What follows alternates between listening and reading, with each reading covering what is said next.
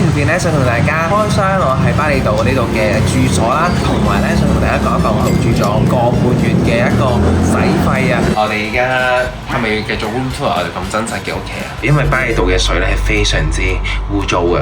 呢個咧係我哋用咗半個月咋，佢係有啲泥沙喺入面添㗎。要個半月嘅個人總開支咧，即係包括你所有食啊、交通啊、屋租啊，所有嘢加埋咧就會係。Hello， 大家好，我係灰佬。今日條片咧想同大家開箱我喺巴厘島呢度嘅住所啦，同埋咧想同大家講一講我度住咗個半月嘅一個使費啊。咁你喺後可以行去。咁呢度咧就係我哋嘅住所嘅 lobby 啦，大家會見到都係就一個比較呢啲叫咩？呢啲叫咩啊？度假風啦，係啦，用木跟住之後有好多比較 natural 嘅啲元素咁樣啦，咁大家可以跟我入。首先入嚟咧就會有兩個人像喺呢度咧，係咪有擒我哋嘅塔？其實我成日都俾呢兩個人像嚇親咯。入到嚟咧就會見到呢度有個泳池仔啦，我諗呢個泳池應該10米左右，10×10，即係個正方形嘅泳池嚟嘅咯。純粹係我諗係攞嚟打卡嘅用途為主咯。如果你真係游嘅話咧，可能游兩下就會要轉身咁樣咯。咁咧大家都會見到啦，我後面呢度有兩排嘅屋啦。咁呢個 villa 咧總共就會有6間房嘅，係 A B C D E F G H 咁樣咯。咁我哋咧就住喺 Room E 嘅。大家見到我哋係住咗個半月嘅一個痕跡啦，咁所以咧都好亂啦。我哋而家係咪要繼續 room tour 我哋咁真實嘅屋企啊？好。其實我覺得呢度嘅其中一個缺點咧，就係下面呢個廳咧採光唔算好好咯，因為咧下面一個盆地咁樣。哎呀，媽媽又嚟啦！佢而家同我哋熟咗之後咧，對我哋超惡咯，成日都對我呼呼喝喝咯。我哋同大家解釋下呢度嘅房型先啦。呢邊嘅房型咧，全部咧都係一個雙層咁樣嘅，跟住上面咧就會係房間啦。俾大家睇先，上面就係房間啦。我自己覺得上面房間嘅採光就會好好多咯，因為冇嘢擋住啊。然後咧下面咧就會係一個廳嘅部分啦，都會有呢個衣櫃啊。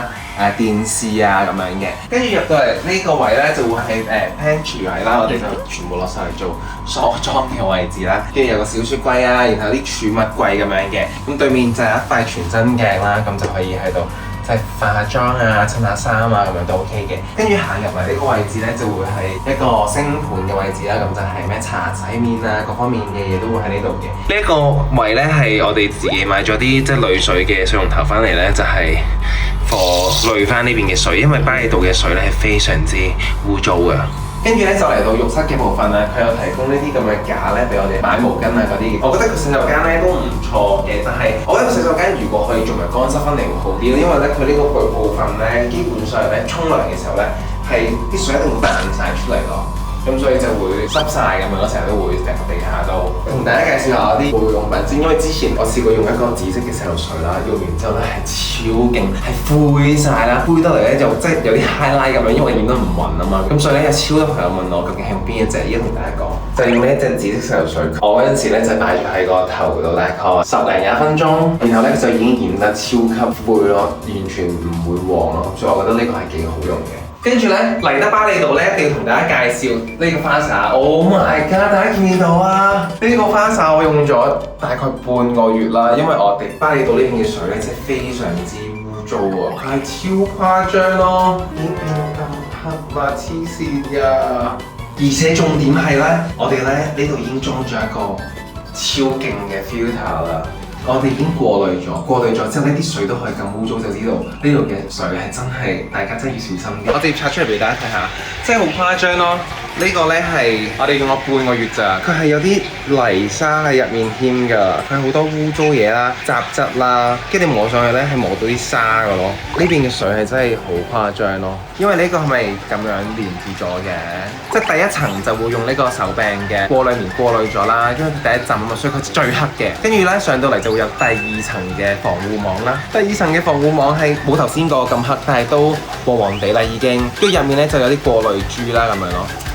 按緊呢個旅行花灑咧，就係呢個 Oranges 嘅3重過濾旅行花灑啦。佢嘅 slogan 咧就係 Don't let bad water ruin your trip， 唔好俾污糟嘅水，唔好俾唔好嘅水破壞你嘅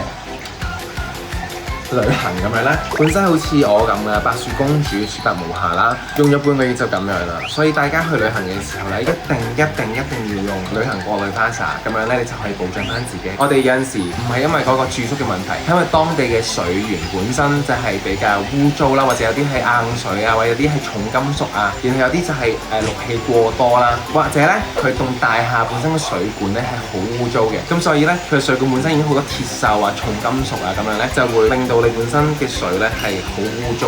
咁所以咧，我自從用完呢啲咁樣嘅過濾花灑之後咧，我係冇唔用過咯。我旅居嘅時候第一站係曼谷嘅，由曼谷開始咧，我每一站咧都有用呢啲過濾花灑咯。然後今日咧就係要同大家介紹呢個 Orajet 嘅3重過濾旅行花灑，係真係超級好用。首先佢好輕啦，佢成個咁樣咧，佢只係18cm，18cm 係有幾大咧？就係同一部 iPhone 差唔多，大家見到？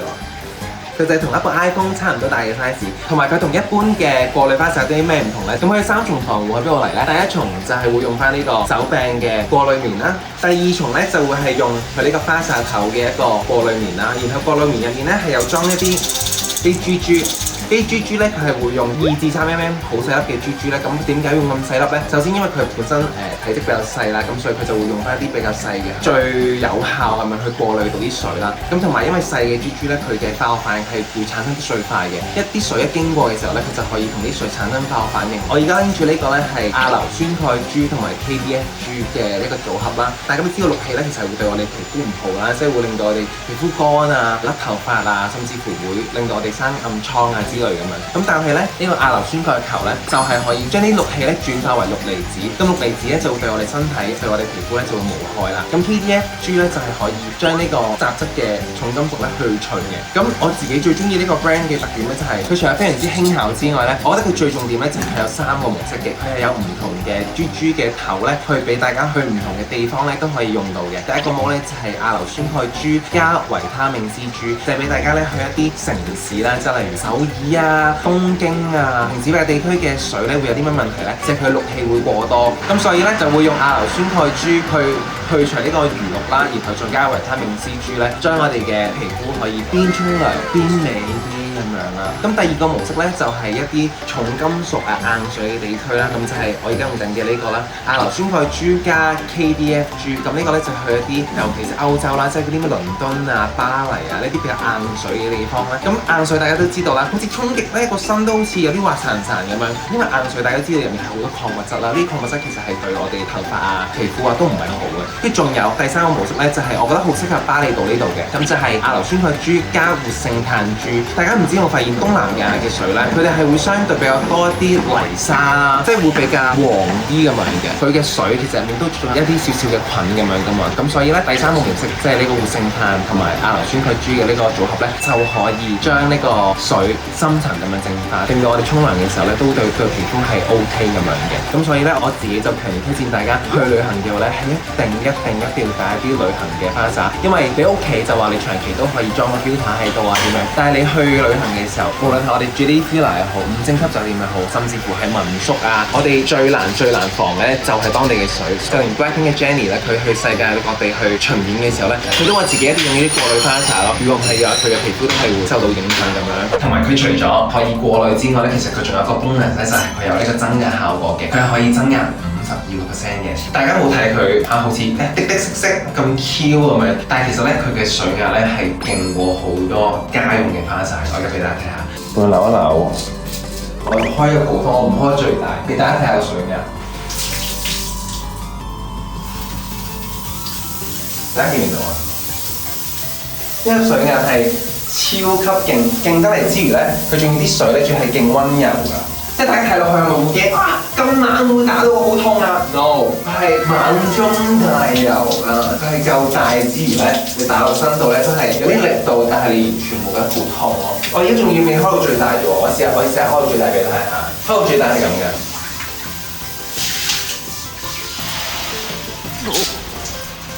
所以咧，大家就唔需要擔心佢呢個水壓嘅問題啦。咁所以我自己覺得咧，佢呢個水壓咧，其實都吊打咗好多家用嘅花灑。咁所以100幾蚊，然後可以用半年。我唔知大家考慮緊啲咩咯？咁我而家咧就同 Orajet 呢個 brand 咧進行嘅一個限時嘅團購優惠啦，低至幾多折啊足好多折，我字幕就冇翻俾大家，係超級強勁嘅折扣啦！我記得除翻開咧，一日係唔使1蚊嘅，大家有興趣咧就可以去呢個連結號去睇下我哋呢個團購啦。我真係傾得好辛苦先可以有呢個咁高嘅折扣。我哋最後講多次 ，Orange 嘅口號係咩 ？Don't let bad water ruin your trip。